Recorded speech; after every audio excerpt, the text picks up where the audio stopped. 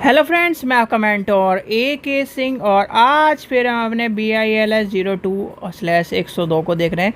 और इस पार्ट को सीधे सीधे ये मान के चलिए, ये जो चैप्टर कराया जा रहा है आपका 7वां चैप्टर, ये आपकी पुस्तकालय यानी लाइब्रेरियन के लिए और लाइब्रेरी के जीवन के लिए बहुत ही महत्वपूर्ण है। और कहीं ना कहीं आपके जिसने इस चीज़ को समझ लिया कि लाइब्रेरी में किस तरह से प्रोसेसिंग होती है, किस तरह से चीज़ें चलती हैं और किस तरह से हमें बुक आती है, किस तरह से हम रजिस्टर मेंटेन करते हैं, ये सब चीज़ें जान ली तो कहीं ना कहीं वो पूरा का पूरा लाइब्रेरी यानी ये मान लो इसके बदौलत आपके जो चैप्टर चल रहे हैं आपका 70% क्या 80% तक आप लाइब्रेरी का ये पार्ट है। इसके बिना आप लाइब्रेरियन नहीं बन सकते, ठीक है। क्योंकि ये पार्ट के बिना अगर लाइब्रेरी में जाओगे तो क्या एक तरह से ये मान के चलो बस कागज़ आपके पास छपा हुआ है बिलीव का, नहीं तो और कुछ नहीं है, ठीक है। यही कहानी है इस चैप्टर को समझने की, इसलिए कहीं ना कहीं आपको बहुत ही बारीकी से समझाया जा रहा है। अब इसके बाद भी अगर आप ना समझ पाए तो आपको फिर ये है कि जब आपका फाइनल जब कराया जाएगा तब आपको समझा दिया जाएगा अगर किसी को समझ में ना आए, ठीक है। चलिए, आशा करता हूँ जो चीज़ें आपको समझ में आ रही होंगी वो आपको क्या है अपने जीवन में भी उतार रहे होगे लाइब्रेरी के लिए। चलिए, वीडियो को क्या करना है, लाइक करना है, चैनल को सब्सक्राइब करना है, वीडियो को ज़्यादा से शेयर करना है, टेलीग्राम ग्रुप को ज्वाइन करके रखना है। आज का जो टॉपिक था हमारा यानी कि चैप्टर नंबर 10 यानी यूनिट नंबर 2 लेसन नंबर 7 और चैप्टर का नाम क्या था, तकनीकी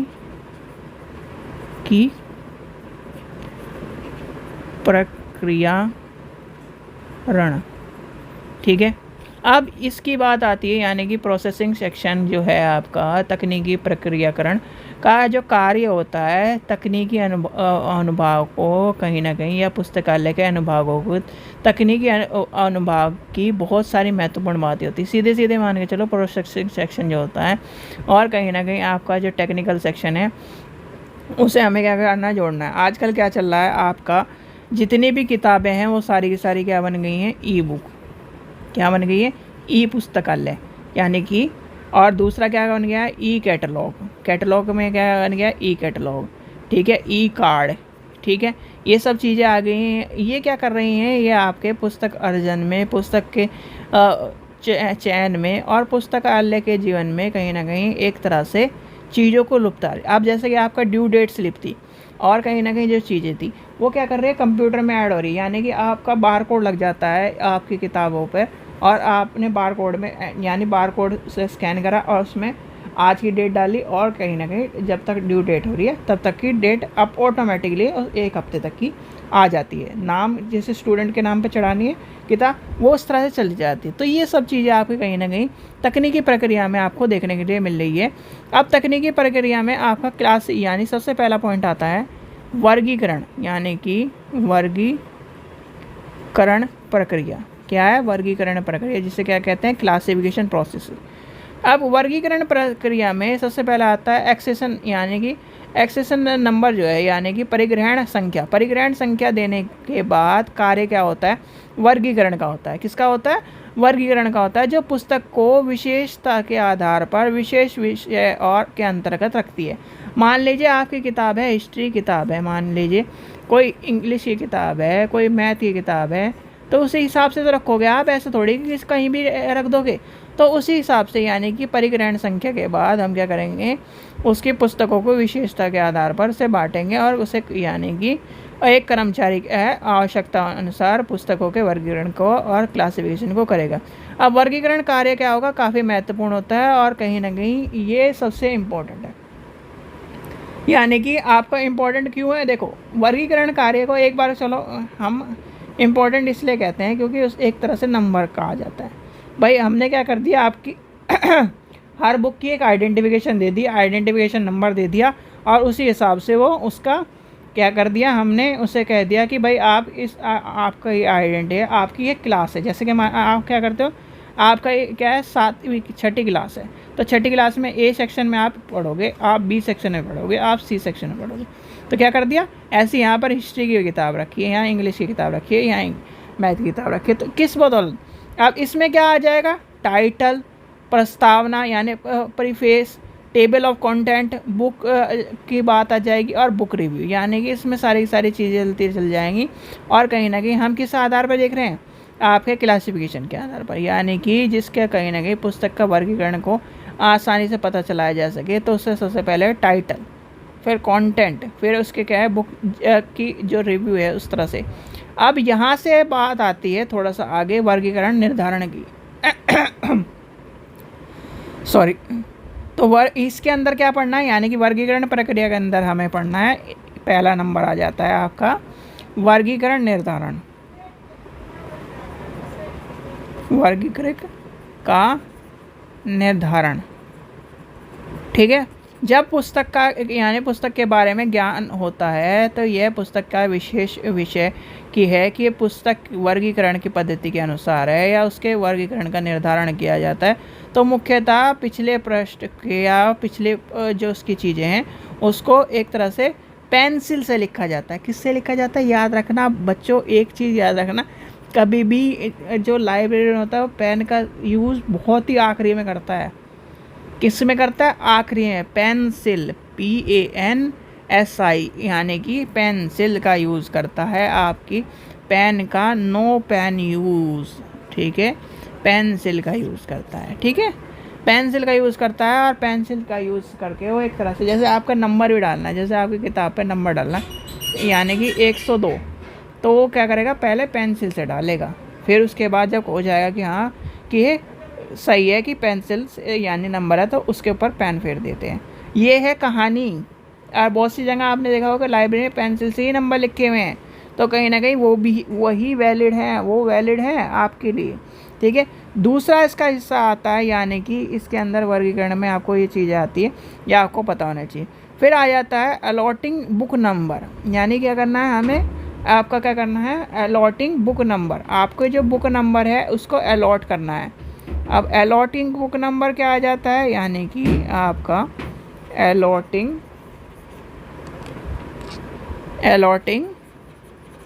बुक नंबर। अब हमें क्या करना है, हमें क्या कहीं ना कहीं पुस्तकालय वर्गीकरण निर्धारण के लिए बुक नंबर का क्या करना है, निर्धारण करना है। बुक नंबर की टेबल बनानी है। उसके कहीं ना कहीं टेबल कैसे बनेगी, आपकी कहीं ना कहीं जब टेबल बनेगी उसकी आपको ऑथर टेबल वाली आ जाएगी, यानी कि कार्टर की टेबल, आपको कार्टर ऑथर टेबल आपको पता होना चाहिए। टेबल के प्रकार हैं कार्टर, ठीक है, लिख लीजिए, कार्टर्स ऑथर टेबल, यानी इतना डीपली वैसे पूछा नहीं जाता। ये आपका क्या है, अगर आप ये मान लीजिए आप PhD और उसके लिए देख रहे हैं या फिर यानी नेट के लिए देख रहे हैं, तब चीज़ें समझ में आपको पता चलेंगी कि उसके अंदर अलॉटिंग बुक के अंदर आपकी आ जाती है। फिर आ जाता है, इसी के बाद आती है क्या आती है, संग्रह संख्या। क्या करनी है, संग्रह संख्या निर्धारण, ठीक है, संख्या का निर्धारण। अब निर्धारण करेगा किसके लिए, हम क्या करेंगे, यानी ग्रंथ की संख्या जो है निर्धारण के बाद पुस्तकालय को संग्रह संख्या की दी जाती है और कहीं ना कहीं चीज़ें को ले जाया जाता है। इसके बाद आती है सूचीकरण, यानी कि ये आपके कहाँ के चल रहे हैं भाई, हमने किताब कर ली किसके अंदर, रजिस्टर के अंदर मेंटेन। अब उसके बाद जो है उसके नंबर देंगे, हम उसकी चीज़ें को लेके चलेंगे, पॉकेट लगाएंगे, क्लासिफिकेशन करेंगे, यानी कि आपका क्या करेंगे, क्लासिफिकेशन, कैटलॉगिंग, ये सारी आपके आ जाएगी। अब कैटलॉगिंग किससे कर रहे हैं, ACR2, आपका CC, यानी क्लासिफिकेशन कैटलॉग कार्ड, ये सारे के सारे आपकी सारी चीज़ें आपको पता होनी चाहिए। यानी वर्गीकरण के पश्चात आपको क्या करना है, पुस्तकों को सूचीकरण करना है। सूचीकरण क्या करना है, सूचीकरण में आपको सारी की सारी चीज़ें को लेकर चलना है। वर्गीकरण भंडारण गृह अलमारी ग्रंथों, यानी अलमारियों में ग्रंथों को व्यवस्थित करना है।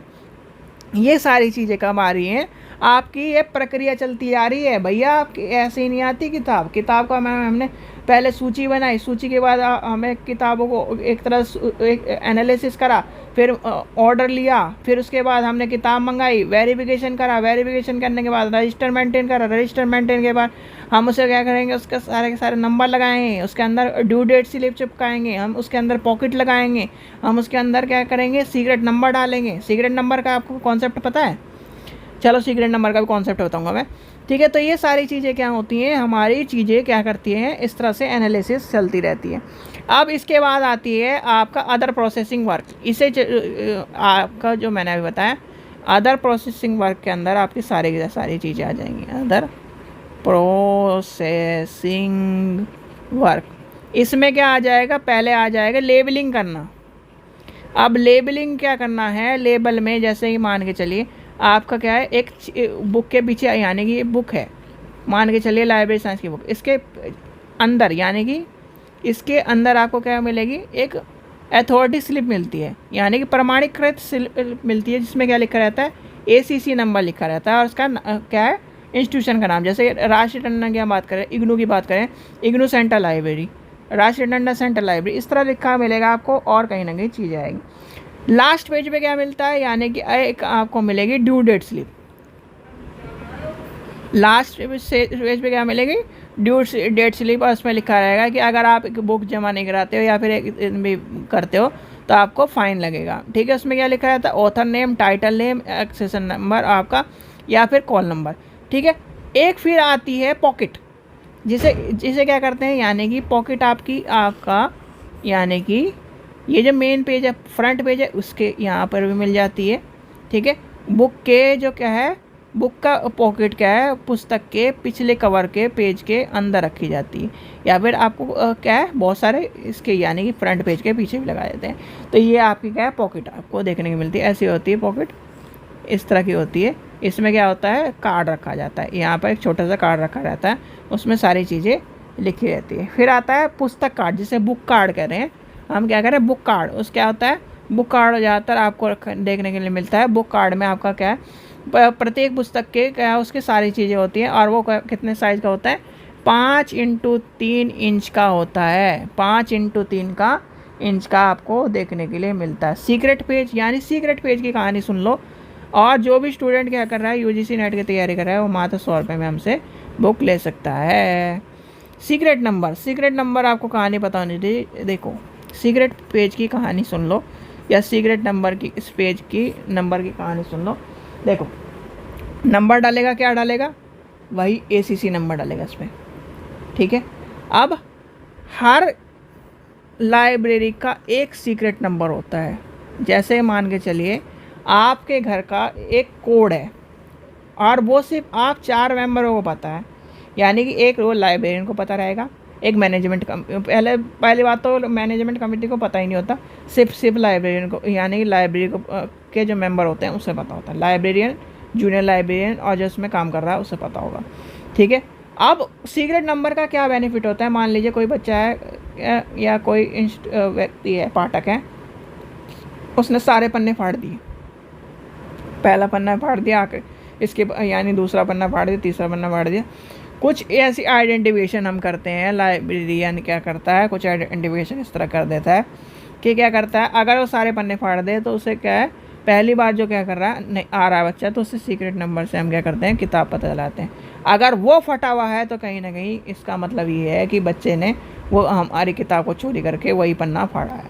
तो क्या है, और हर किताब में एक, जैसे मान के चलिए 27 नंबर का नंबर पर क्या करना है, हमें स्टाम्प मारनी है, सीक्रेट नंबर की स्टाम्प स्टाम्प तो वही रहेगी नॉर्मल, पर वो क्या करें, स्टाम्प मार के उसे सीक्रेट नंबर बना देंगे, तो वही क्या होगा, वो सीक्रेट नंबर चलेगा, यानी कि गोपनीय नंबर कहते हैं, गोपनीय पृष्ठ कहते हैं उसे, ठीक है।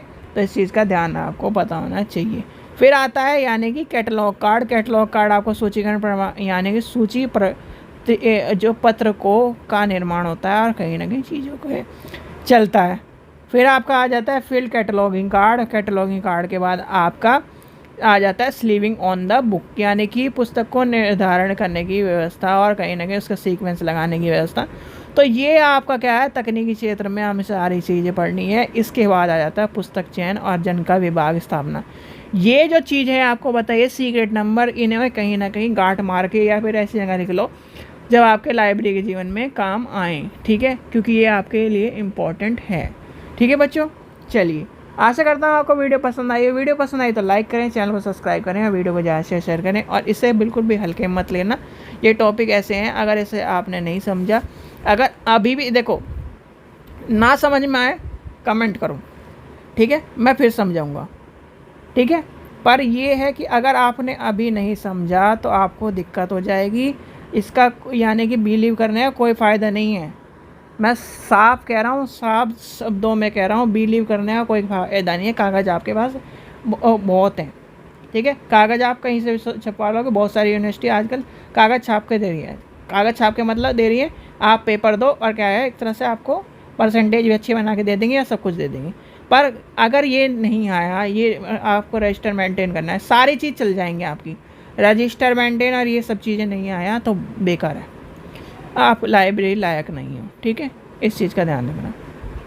मैं आपके सामने साफ शब्दों में कह रहा हूँ इस चीज़ को, ठीक है बच्चों। तो ये चीज़ें सीखने की है, इसलिए मैं थोड़ा सा इसे डील करके थोड़ा चैप्टर को बिल्कुल आराम से समझा रहा हूँ, जिससे आपको चीज़ें समझ में आ जाए। अगर ये चीज़ समझ में आ जाएगी, पूरी लाइब्रेरी समझ में आ गई, ठीक है।